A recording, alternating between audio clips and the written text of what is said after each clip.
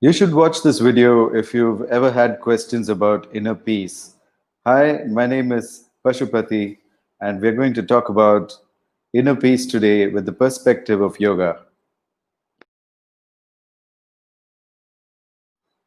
Inner peace means um, the ability to always come back to a peaceful state of mind, no matter what happens around you. Even if you leave your peaceful state of mind, you can come back to it. That resilient ability, that ability to bounce back is called inner peace. Okay. So inner peace is not a passive thing, it is an ability. It's not something that exists all by itself because you sit and meditate. It's something you practice all day long so that you keep returning to a state of peace. But what is a state of peace itself is something that we may not really fully understand. We are at a state of peace when our future looks great. When we make an image about our future, if it looks all nice, there's nothing scary in our future, then we're automatically in a state of peace. Okay. And of course, you may lose your peace from time to time when terrible things happen. They keep happening, right? But with practice, even that will not affect you. You'll be able to just go through anything and say, oh, yeah, all right, whatever. I'm going to deal with this better if I'm not stressed. This kind of thought, this kind of understanding. You need to understand that in any situation, I mean, you do intellectually kind of get it, but you know it, you don't understand it. Okay, you know that when you uh, are more peaceful, you can deal with any situation better. You'll make better decisions. Don't you agree that if you are peaceful, you'll make better decisions? But unfortunately, this is only knowledge until it becomes a deep understanding that, yeah, this is really true. And then you do not question that. When you understand something, you don't question it again. You say, this is my final understanding. I'm not going to ask any more questions about this. That's what you understand, that the floor is hard, so you can walk on it. If you lose that understanding that the floor is hard, then you'll be afraid to walk on the floor because it might sink inside, right? So in a similar way, we have to develop this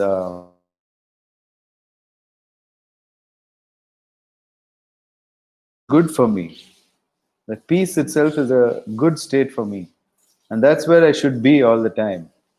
When I'm in any other state, bad things happen. And when things happen to me when I'm peaceful, I'm able to deal with them a lot better because I've got this whole different biochemistry. The biochemistry of stress is not good for anything except fighting and running away. But that's it. You can't sit there, deal with the situation, make everybody involved feel like human beings, and then get out. You can't do this. So that's why you should understand that you should understand it, not just know it. What does understanding actually mean? Very deep in your body, you feel that security when you think about this idea. When you think about an idea, you feel secure about it. You don't want to question it. You accept it. Okay. How do you get there? How do you get from knowledge to understanding? That's a very important subject also. How do you get from knowledge to understanding? You get from knowledge to understanding only by intention. So your intentions count for something, right? Many people have tried intending that they get 10 million rupees, but it's not going to happen, right? Because that's not what intentions are meant for. Intentions are not meant for you to place an order with the universe, okay? A lot of people believe this. Universe is a waiter and their intentions are the order. Then the waiter will prepare the food somewhere and then deliver it to you. And that's what you think manifestation is. But that's not what it is. That never happens. Okay? The only thing that intentions are good for is to convert knowledge into understanding. If you intend to convert any knowledge into understanding, then miraculously that knowledge becomes understanding. And that's really, really important. Okay? It feels like it feels expansive. You feel that anything can come at you and you can swallow it. So you don't feel threatened by anything at all because you're in that state of mind where you can really, your peace is so big that it can swallow anything. Okay? So you feel like a liquid, like a fluid. You feel very fluid in your whole body. Nothing is tight and everything is relaxed. That's what inner peace is. You can look at someone's body and tell if they're in inner peace or not. Okay? Now you tell me, am I in inner peace? Of course. My body is relaxed. But what if I do this? Do I look like I'm in inner peace now? You can sense this subtle difference, can you? Can't you? I just raised my shoulders a little bit. I don't look like I'm peaceful anymore, even though my face may be very peaceful. Still, my body is in tension, right? When I drop it, see the difference. Now I can make any face, but I don't lose the inner peace in my body, okay? We go by faces. Don't look at the face, because the face can lie. The face says the truth for a millisecond.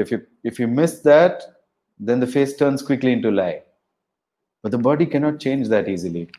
Because people don't notice the body, people haven't practiced to lie with their bodies. Nobody knows to lie with their bodies. Okay?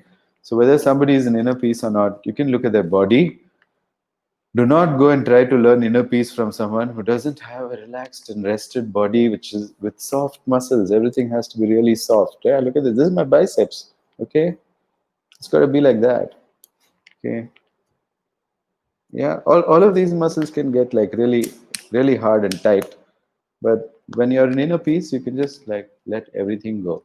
You don't have tension anywhere. So the corollary of this is that if you have tension anywhere, then you don't have inner peace, isn't it? So if you can find tension in your body, then you don't have peace. Anywhere in your body, even if there's the slightest tension, you don't have peace. There's something bothering you. You need to pay attention to it. That's why it's got tension. Okay? Paying attention is being at tension. Be at the place of tension, then you're paying attention. So take your mind there to wherever you have tension. Suppose you have any, okay? And then you will find out the reason for that tension. It could be because you worked out too hard, okay? That also could be a tension. Your muscles haven't recovered because your fascia got stuck, then you need a massage. That's fine. But if it's not that you worked out too hard and you didn't lift any rocks today and you're still tense, then it's probably your wife or your husband that you're thinking about, or your boss, or your parents. Have I covered everything? Isn't life so boring when you're afraid of your parents and your boss and your spouse? It's terribly boring because you can never be yourself. You can never relax. You can never have inner peace. Why are you afraid of these people? There's no need to be. You just have to learn how to deeply understand and intend that you turn that knowledge. Everybody knows you'll deal with it better when you're in a peace, right? You have to intend it. You have to just really want it. You have to keep reminding yourself about it. You have to put it on your calendar to be at inner peace and check every hour. Am I at inner peace or am I not at inner peace? Because if you're serious about it, then it becomes an understanding. That knowledge becomes an understanding. And then when you spend so much time obsessing about it, so to intend something is to really obsess about it, okay? You can't think of anything else except this. You just want this. You just want this to happen and you'll get it. Okay, there's no technique out here. You already know that inner peace is good for you. It turns into an understanding suddenly and you accept it. and then your brain will never tense anything in your body again. How would you like to be like that, right? I'm 43 and my body is like a small baby. It's completely relaxed everywhere. Wouldn't you want this? It's like a second youth, you know. If any of my classmates are watching this, you should sign up for my program and relax, because I've seen how your bodies are, right? And to relax, you know what people do? They drink alcohol. How will that relax you when you get your liver reports that you got fatty liver after some time? Then you can never relax, right? Do not drink alcohol. Just don't. Okay? Just don't do it. There are n number of alternative ways for you to deal with your stress than drink alcohol. Okay? So you should learn. One of them is called yoga. You should learn that. All right. Peace is a product of deep understanding. That is good for you. That's it. That's where inner peace comes from. Inner peace comes from having put in the effort for maybe for a week or maybe for 15 days, maybe for a month. Yeah, at the most. For a month, if you obsess about this idea that I should have inner peace, no, no, no, no, I don't want to get disturbed by anybody. Really just takes about a month of practice. You lose it once in a while. Then in the second month, you lose your inner peace maybe 4 times. And the third month, you might manage to lose it only once. And the fourth and fifth and sixth month, you might not lose it at all. You'd have had 3 months of inner peace. What do you think will happen to your life? You'll go and pursue all those things which are in your heart that you want to pursue because you have inner peace now. Right? When you don't have inner peace, there's an emergency. You've got to sort out the emergency. I don't have money. I don't have health. Nobody loves me. These are the big three problems of humanity today. I'll end up all alone. Yes, you'll definitely end up all alone because you're doing nothing to attract people. You're doing nothing to be attractive. Okay? How about what, instead of that, if you had inner peace, you'd be like, how can I be more attractive? You start thinking about it. Maybe you'll change your wardrobe. Maybe you'll change the way you talk. Maybe you should change, some people will go and buy things in order to be attractive. You don't need to buy anything to be attractive. You need to change your body language. Okay? A body language of inner peace and relaxation is what makes you attractive. So you'll never be alone. Those who have inner peace are never alone because it's a rare commodity, isn't it? So if you have inner peace, there are always going to be people around you. Just always. There's no doubt about it. Okay? You'll be thronged by people because if you have inner peace. Because they want to drink from it. They want it. People want it. All right? Would you like to be that kind of a leader? A leader, a spiritual leader who has inner peace. You don't have to start a cult. I haven't started any cult. I could if I wanted to, but I'm not interested. If I started handing out, I don't know, some symbols to people, maybe like a rudraksh or something that they can wear, which makes them into a cult, then yeah, then I'm trying to start a cult, right? If I keep handing out something like that, uniforms, or if I sit and write literature, then I'm trying to start a cult. Okay? People who start a cult write books and then they go around it. Okay? So that's not the kind of spirituality I'm talking about. I'm talking about even in your family, you would have seen that you have a spiritual leader among your family members. Somebody who you call when the shit hits the fan. That person is your spiritual leader. Okay?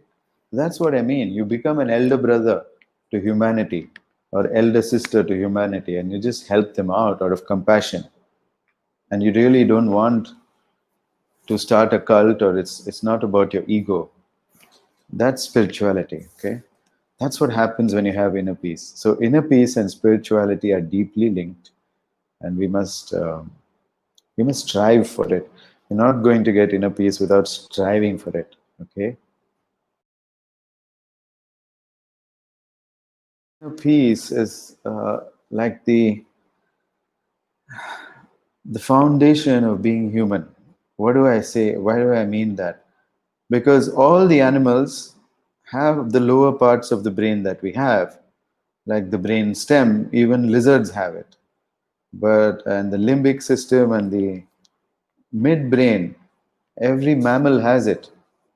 Every mammal feels emotions. Okay, but there's a top part of the brain. We call it the neocortex because it came newly. It's the newest thing to evolve, and it's there for human beings in abundance. And guess what? We never get to use that part of the brain when we don't have peace.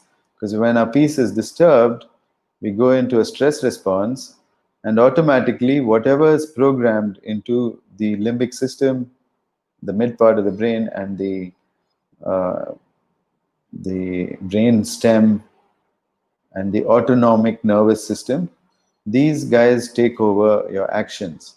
And you'll never be able to do anything that you want to do because you don't have inner peace. So the difference between being successful at life and failing at life and later just dying miserably is inner peace. The person who lives with inner peace is the one who can survive in this world and thrive in this world and never be in fear. And you can always bounce back into it, you know. So is it important? Of course it is. It's the most important thing. If you don't have inner peace, you have nothing.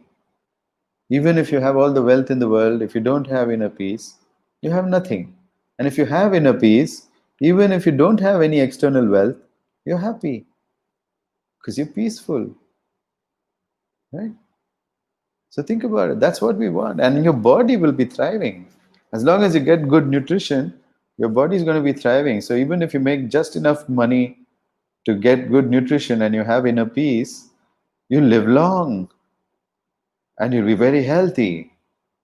Okay, so the inner peace is like the crucial key to life itself. That's how important it is. And yet nobody really focuses on it. I didn't have a single class in school and college about how to achieve inner peace. Not a single class. All they did is disturb my peace in school and college. What a useless ride, right? The most important thing for human beings is being neglected in our education. So it doesn't speak much for our intelligence. I think we should all get smarter. Yes. Pledge, make a pledge to get smarter and intend it. Understand that smarter is better and develop inner peace. If you don't have inner peace, you're not very smart. That's the point. You can get smarter, right? You need to really apply yourself. You need to intend that all of your knowledge turns into understanding, then you're smart. When knowledge turns into understanding, you're smart. So how to get smart? Intention. But where should you direct your intention? Towards your knowledge, to turn it into understanding. ASAP. And it will happen really fast. Okay? But what do we use our intentions for? All sorts of useless things. We use our intentions upon our attractions. So we get attracted to maybe somebody, and then we say, I really intend to meet this person and maybe go on a date with them. Okay, that's your intention. What a stupid intention. If a person with inner peace was in that place, then they would be like, let me see if this person has inner peace. Say, they don't. Then you say, let me see if this person wants to learn inner peace. They don't. Attraction gone. Right? But second, if the second one is yes, they don't have inner peace, but they want to learn inner peace, then you'll have a great time with them. You don't have to talk about anything. Just go be there peaceful. And they want to learn inner peace. They're like, how are you so peaceful? I've been asked this question by people, random people. I'm just sitting in the airport and people ask me, how are you so peaceful?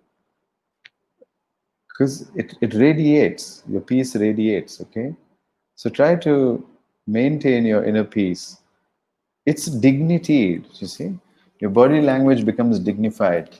You become the most dignified person in the room, so you get noticed because of inner peace. All right, without inner peace there's no dignity either.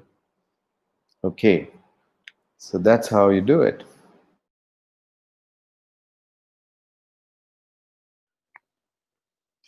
When we achieve inner peace, a lot changes. The first change that will happen almost immediately is your biochemistry. It starts to change, and within a few days, it would have reached a new base level of uh,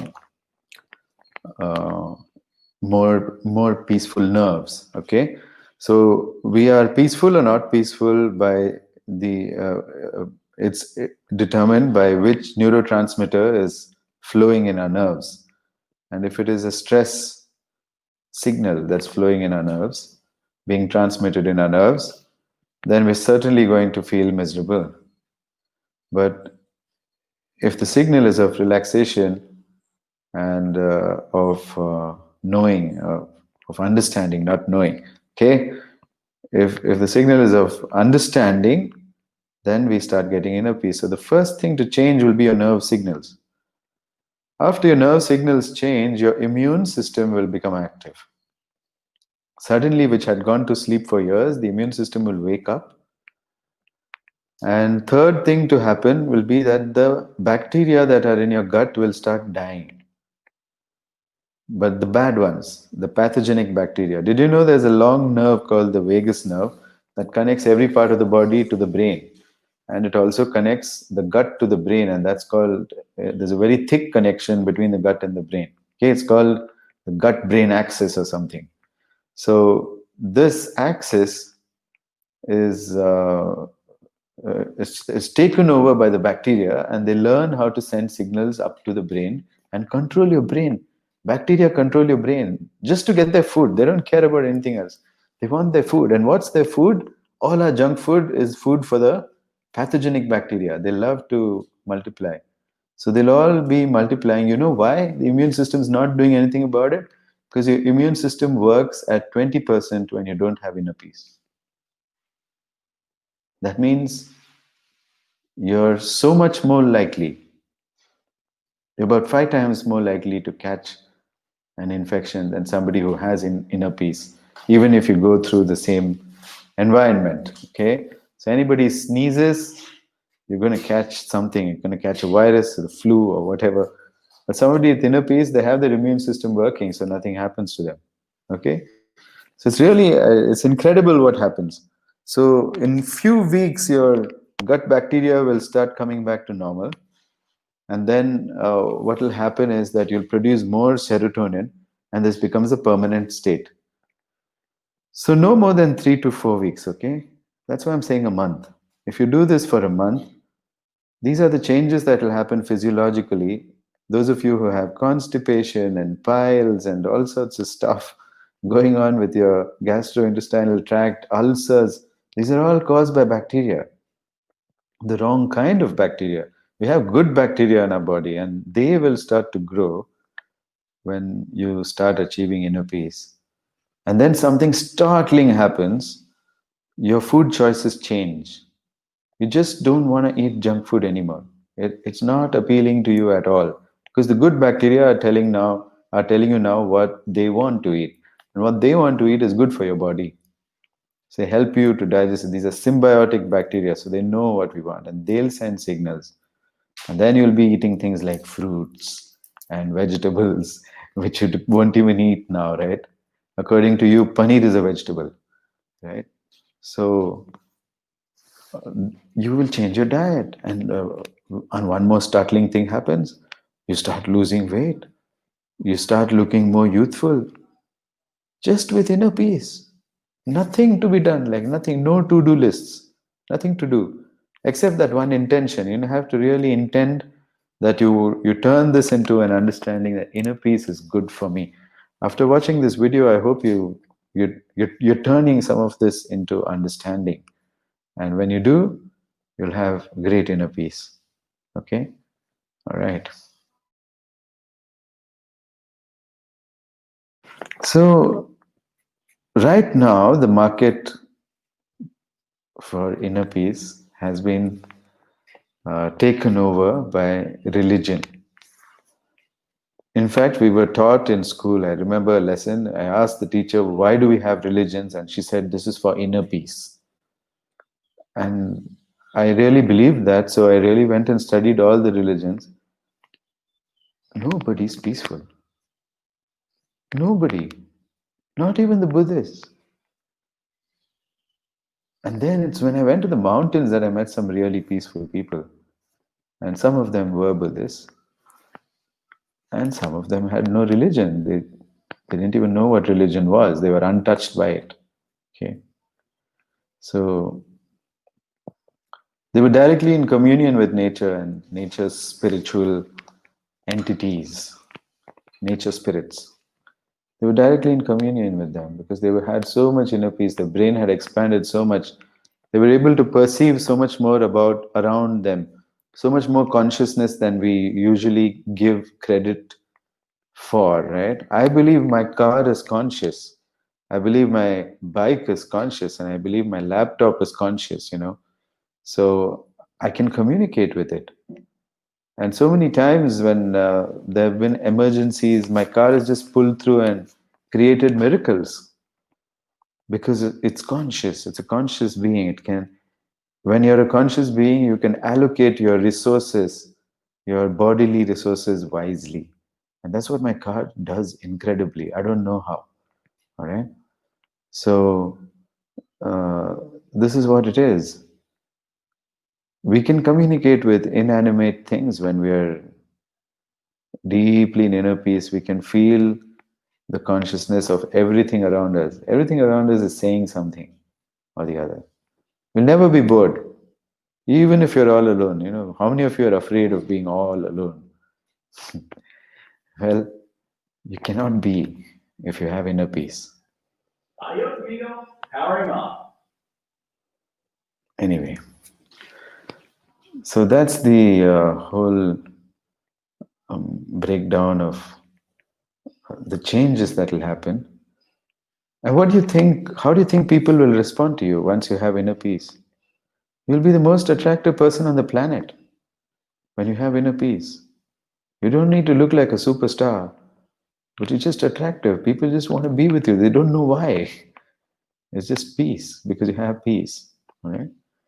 So your social life is definitely going to change when you have inner peace. All the people whose attention you're trying to catch will come to you. You don't have to go to them. They'll come to you and you won't even be trying. Okay? There's a lot of changes that's going to happen to you socially as well. Financially, there'll be some massive changes when you're at inner peace. You're like, I don't want to lose this peace, so definitely I'm not going to work. I have to figure out a way to make money without working. And you'll figure it out because you're in inner peace, right? That's what I did. I don't really work as such. I do come online a lot, but that's not work. I'm just talking to my friends. Okay? So that's what it is. Inner peace is something phenomenally powerful. So I said that religion has taken over inner peace. Okay? So there is this yoga, which is another religion, the asanas.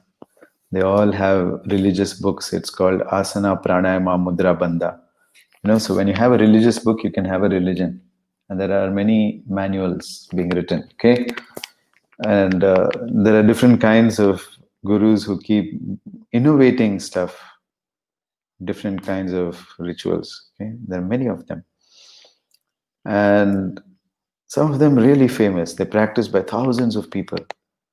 But nobody's getting any result. And the reason is,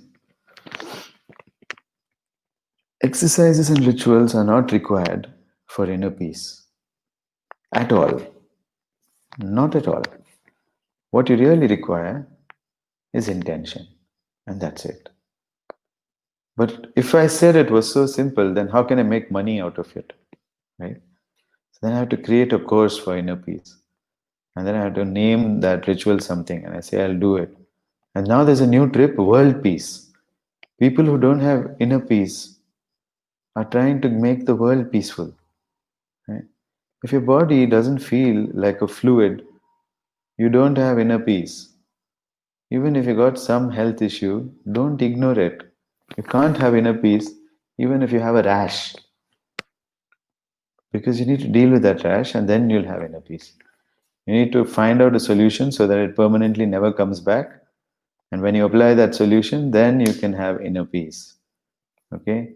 Because when you have a rash, inner peace is not good for you. Okay? When you have an emergency, please don't be inner.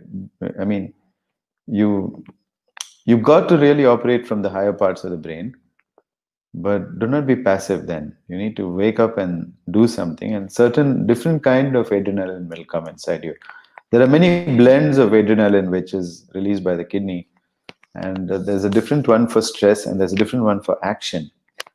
So you can get into action without stress. All right, then you cannot say that you're in peace when you're in action, because you're in movement, you're in dynamic equilibrium, but you have an equilibrium. You're not emotionally bankrupt at this point. You're not like, you've not lost all your good emotions. You still have good emotions even though you're in action. So you can't call that inner peace, but you can call it enabling inner peace. The actions that you now take from this positive state of mind will make sure that your inner peace continues as soon as possible. You can get back to your inner peace as soon as possible. You have to do a flurry of activity and you'll be back in your inner peace. Okay, so rituals are really not the way to go. Chanting a mantra for inner peace, fat good it does, because your problem still persists. You understand? Chanting a mantra for inner peace is like having a leaky boat and using a bucket to bail out the water that's accumulating in your boat. That's your mantra. You have to do it every day. Why can't you fix that hole permanently by intending, by understanding deeply that inner peace is very important, prioritizing it. And when you prioritize it, it will happen. Yeah, suddenly understanding comes out of knowledge, and then you'll be free. You won't have any of this tension in your body. Okay. When our future timeline is looking extremely beautiful and we feel well equipped to deal with any emergency that may come, our brain has imagined every possible negative situation and we have a solution for it. Then you'll feel a lot of inner peace. Okay? Like I said, it's a lot of work. Unless you do the work, you cannot enjoy inner peace. Well, we fail to achieve inner peace by not following our heart. Okay? Somewhere we start doing things that we were not meant to do, that we're not equipped to do, and that we don't agree to do, and that we don't like to do, and that we feel forced to do. And we consider this love. When someone forces us like this, we consider that love. Okay? How much my parents love me. They pushed me into engineering. You know? How much my spouse loves me. He gets drunk and abuses me every day. And we start thinking that this is love. That we have to compulsively do something for another person. Doing something compulsively for another person is not love. It's called slavery. Okay? If there is something called love, then it is a continuous and sustainable mutual attraction towards a person. Without attraction, there is no love. Okay? Behaving in unattractive ways, yeah, is not love. If your emotions are not toilet trained, you cannot have love. Because such emotions that actually belong in the toilet are not a part of any love language. You cannot talk love when you feel like shit. It's so important to understand this. All right? That's why we have to cultivate inner peace at all costs, no matter what happens. This is the basis, and then you know you need to be able to be the master of your life, the master or the mistress of your own life. There should not be other people who are calling the shots in your life. Otherwise, you don't feel good. Okay? And that happens when you don't cultivate this inner peace somehow. When you realize that this is the goal of life, having this inner peace is the goal of life, and it's a dynamic, continuous, entertaining, never-ending sequence of events that you can continue for eternity. This whole maintenance of inner peace. Okay? It's a game. When we understand this as a game, and then we start playing the game, we'll have a lot of fun with life.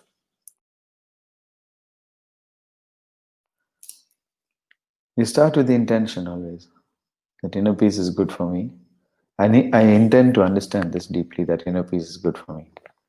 Think of it that way. Okay? Use your intention for that.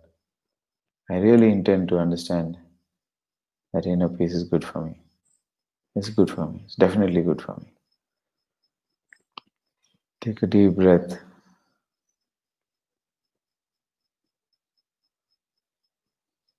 Go on repeating that in your mind, that inner peace is good for me.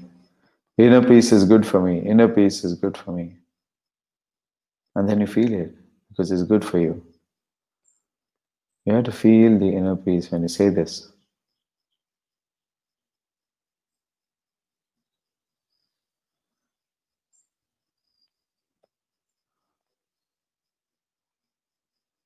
So, when you meditate upon your own body, you'll see that there are blockages of feeling. You can't feel your whole body. There are some places you just can't feel because there's so much other neural activity going on there. Subconscious neural activity that is making you scattered. You're not feeling that equilibrium because there's something going on. So you need to learn to look into your body. That's another skill to have. Okay? One is to go on intending it, that you really need inner peace. Be sincere about it. And the second step is to learn how to find tension in your body and then find out why it's there. Go to the tension, examine it, and then invite it to show you why are you tense. You're basically asking your muscle, why are you tense? And the muscle will tell you. It knows. It's being tense, isn't it? So it knows. And the muscle will tell you in feelings why it's being tense. And those feelings will lead to thoughts, and those thoughts will lead to words. Those thoughts are words. So you'll be able to verbalize it if you just focus on the feelings that come up when you ask the muscle, why are you tense? And some feelings will come up. Focus on those feelings, and your answer will be there. Nobody has to tell you, no psychologist has to tell you why you are behaving this way. For them, everything is because of your childhood. But in yoga, we have a higher understanding called karma. And you'll start understanding that when you have inner peace. Right? So that's where you should begin. Begin with your intentions and begin with your knowledge of your body. Can you feel your whole body? If you can't feel your whole body and every part of it, if you can't feel it, probably something is locked in a spasm, in a neurotransmitter war that's never getting over.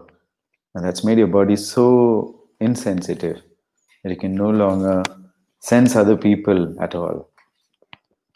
All right. Okay, thanks for watching this video. I hope that it was of some value to you. And if you really want to learn inner peace, then I have a program coming up this full moon where I'm initiating people into the Giri Yoga path. I did one a couple of days ago for about 17 people, and it was quite amazing. The experience was so amazing that I didn't sleep all night. I had so much energy, and it was really wonderful to pass on a piece of my inner peace. Like, you know, how you take a cutting of a plant, that's what an initiation is. The guru gives a small cutting that into you to seed it, and you have to do nothing. You just sit with that cutting, and then you attend lessons maybe once a week or something, and just keep connected to that energy, and it just grows. Suddenly you'll be a tree of inner peace, and other people will start flocking under you. You know, why do so many people love trees? Because they give shade, they give fruits. They're awesome, aren't they? And they support the ecosystem and so many things that trees do. They give us oxygen mostly. So just like that, you will become a tree too. But you don't have to work towards. You don't. No tree has a blueprint. It's growing on its inner knowledge. Right? You say this tree is very beautiful. Then we ask a carpenter, "Can you make a tree like that?" He says, "No, I can't. How can I? I'll have to make it out of a tree only." Right? Make a copy of a tree is so hard. And even if you do, it'll be dead. It won't be living and breathing. It won't be supporting an ecosystem. There won't be a colony of ants on it or some birds making their nest and all that. It just won't happen with your sculptures. Right? So a tree is a tree. So you'll become a tree of inner peace. And that'll give shade to people, it'll give fruits to people, it'll give so many things to people. And yet, you're going to be having a great time because you'll be at peace. All right? So if you really want to learn this, get in touch with me. And this is my number. Oh, I can't post it. Okay. Sorry, I can't write it here. But I'll put it in. So if you want to contact me, this is my number. Just send me a WhatsApp text saying, I really want to learn inner peace. Then I'll interview you. And if you're ready to take the Diksha, I'll take you on. All right? So that's what it's going to be. Because I don't want to give a piece of my inner peace to somebody who will not nurture it. It's too precious for that. It's too precious to waste on anybody who's not going to nurture it. Okay? So that's what it is. And if you're interested to learn this and become awesome maybe in a month or so of practice, then contact me and I'll put you onto the group for this full moon. All right. There is a cost to it. It's very nominal. It's just 3,001 rupees. So that's all you have to pay. And for the classes thereafter, it's 1,001 rupees. That's it. A month. And that's it. And you can have your inner peace. Yeah.